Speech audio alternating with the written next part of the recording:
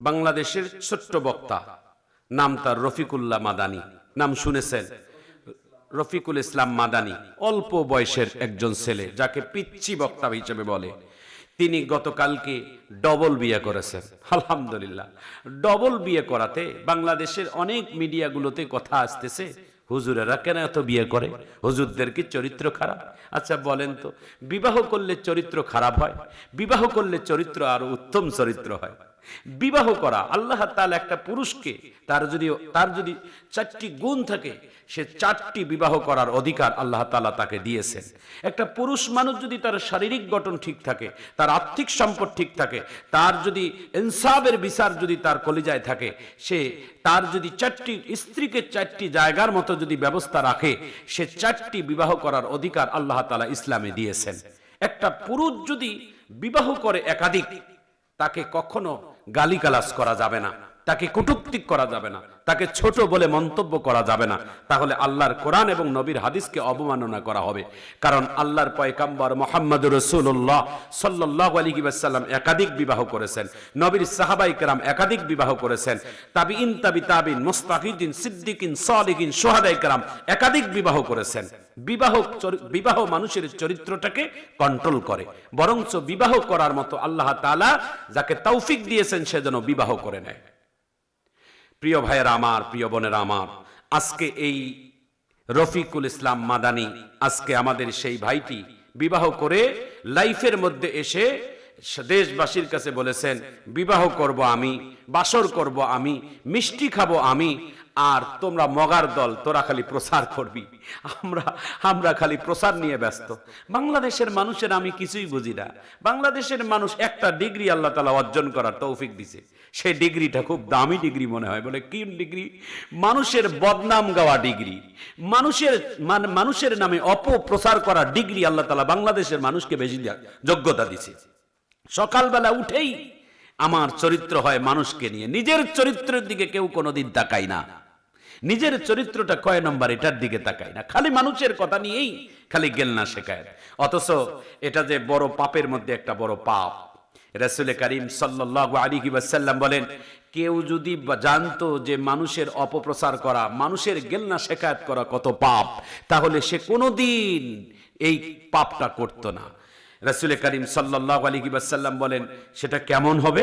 আল্লাহর রাসূল সাল্লাল্লাহু আলাইহি ওয়াসাল্লাম বলছেন, কিয়ামতের ময়দানে, মুসিবতের দিনে এক শ্রেণী মানুষের নামাজ নিয়ে দাঁড়াবে, এক শ্রেণীর মানুষ রোজা নিয়ে দাঁড়াবে, এক শ্রেণীর মানুষ যাকাত প্রদান করবে, হজ দিয়েছে, কালেমা পড়েছে, সব ভালো কাজ করেছে, কিন্তু কিয়ামতের ময়দানে সেই ব্যক্তিটাই হবে সব থেকে অসহায় এবং সব থেকে বড় বড় বিপদেই। বলে কেমন?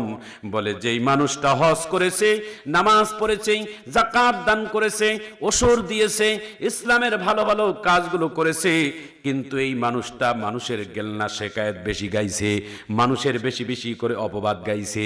এই মানুষটা যতগুলো অপবাদ মানুষটার করেছে, যেই মানুষটার অপবাদ গাইলো, যেই মানুষটার গেলনা শেখায়ত গাইলো, ওই মানুষটার পাপগুলো এই বান্দার বদ আমল নামায় আসে, আর তার ভালো আমলগুলো ওই মানুষটার আমল নামায় চলে যায়।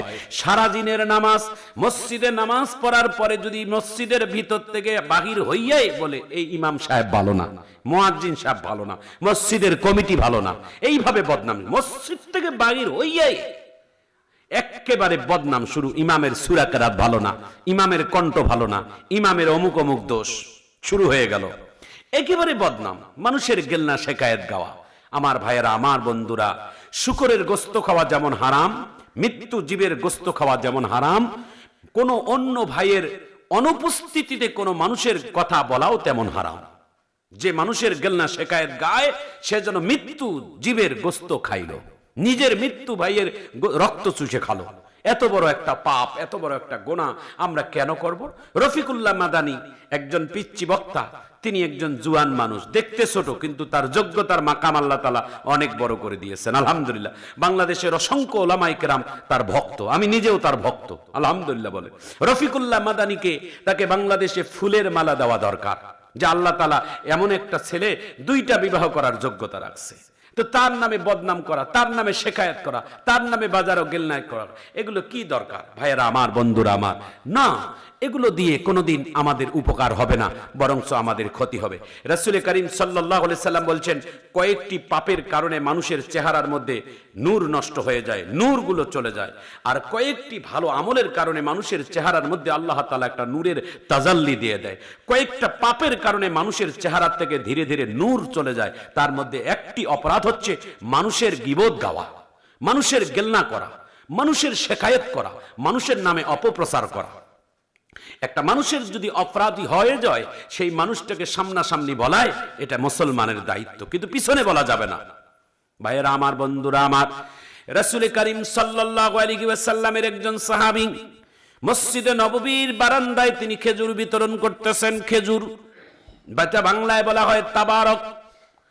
খেজুর দিচ্ছেন একজন সাহাবী, আর অন্যান্য সাহাবায়ে কেরামেরা খেজুর হাদিয়া হিসেবে গ্রহণ করতেছেন আর বলতেছেন, সাহাবী তোমার কি এমন সুসংবাদ যে তোমার পক্ষ থেকে তুমি তবারক দিচ্ছ, শুকরানা দিচ্ছ, হাদিয়া দিচ্ছ?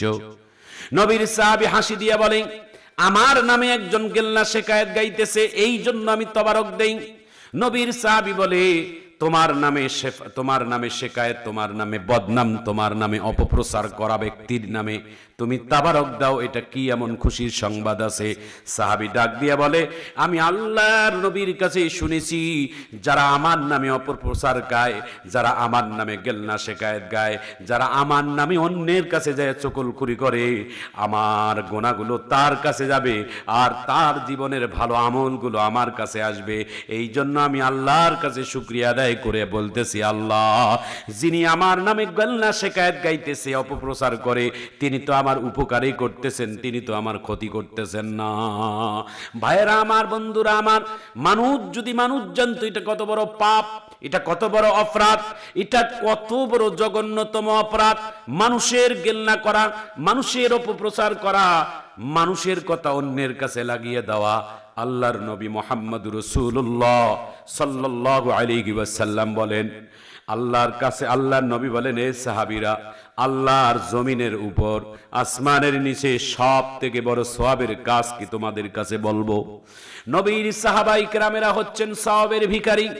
একটা নেকির জন্য তারা পাহাড়ে চড়ে, একটা সওয়াবের জন্য তারা পাহাড়ের নিচে যায়, সওয়াবের ভিখারি হিসেবে তারা কাঙ্ক্ষিত। সাহাবীরা বললেন, ইয়া রাসূলুল্লাহ, ইয়া হাবিবাল্লাহ, আপনি বলেন আল্লাহর জমিনের উপর, আসমানের নিচে সব থেকে বড় সওয়াবের নাম কি? আল্লাহর নবী বলেন, দুই ভাইয়ের ঝগড়া, দুই ভাইয়ের দ্বন্দ্বকে যারা মিটিয়ে দেয়, আল্লাহর নবী বলেন, আসমানের নিচে জমিনের উপরে আল্লাহর কাছে সব থেকে ভারী সওয়াব হলো এটাই। আর আমরা কি করি?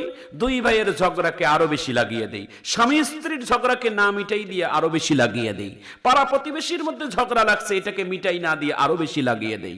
আল্লাহর পয়গম্বর মুহাম্মদুর রাসূলুল্লাহ সাল্লাল্লাহু আলাইহি ওয়াসাল্লাম বলেন, দুই ভাইয়ের ঝগড়াকে যারা মিটাই দেয়, আসমানের নিচে জমিনের উপরে সবথেকে বড় সওয়াব হচ্ছে এই সওয়াবের কাজ। সুবহানাল্লাহি বিহামদিহি। দুই নাম্বার সওয়াব হচ্ছেন মানুষ মারা গেলে তার মৃত্যুর জানাজা নামাজ, উহুদের সমতুল্য সওয়াব। এক কেরাত সওয়াবের কথা আল্লাহ রাসূল বলছেন, মানুষ এটা কখনো সওয়াব মনে করি না। আল্লাহ রাসূল বলেন, কোন মুসলমান ব্যক্তির নামাজে জানাজায় যদি কোনো মুসলমান শরীক হয়, আল্লাহ নবী বলেন তার আমল নামায় এক কেরাত সওয়াব আল্লাহ তাআলা তাকে দান করবেন। একজন সাহাবী বললেন, ইয়া রাসূলুল্লাহ, ইয়া হাবিবাল্লাহ, এক কেরাত সওয়াবটা কি? আল্লাহর নবী বললেন, উহুদ পাহাড়টা যত বড় লম্বা চওড়া, এমন বড় লম্বা চওড়া স্বর্ণমুদ্র আল্লাহর রাস্তায় দান করলে যে সওয়াব আল্লাহ দিবে, একজন মুসলমান হয়ে মুসলমানের জানাজা নামাজে গেলে সেই সওয়াব আল্লাহ দান করবে। ভাইয়েরা আমার, বন্ধুরা আমার, রাস্তায় যাচ্ছি, একটা মুসলমানের জানাজা নামাজ হচ্ছে, ওই জানাজা নামাজ তার তাকবীরে আল্লাহু আকবার, আল্লাহু আকবার বলতে সর্বোচ্চ 5 মিনিট থেকে 4 মিনিটের মধ্যেই জানাজা নামাজ।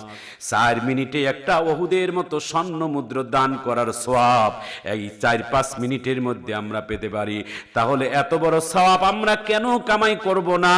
আমাদের আকাবিরগণ আমাদের স্লোগান শিখিয়েছেন। স্লোগানটা হচ্ছে, গোনা যত ছোট হোক জীবনও গোনার ধারেও যাব না, নেকি যত ছোট হোক নেকি কোনোদিন ছাড়বো না, নেকি ধরবো গুনাহ ছাড়বো, নেকি ছাড়বো না গুনাহ করব না। আল্লাহ যেন আমাদের এই দেশের সকল যুবকদেরকে বেশি বেশি করে নেকি কামাই করার আর গুনাহ থেকে দূরে থাকার তৌফিক দান করেন, আমিন।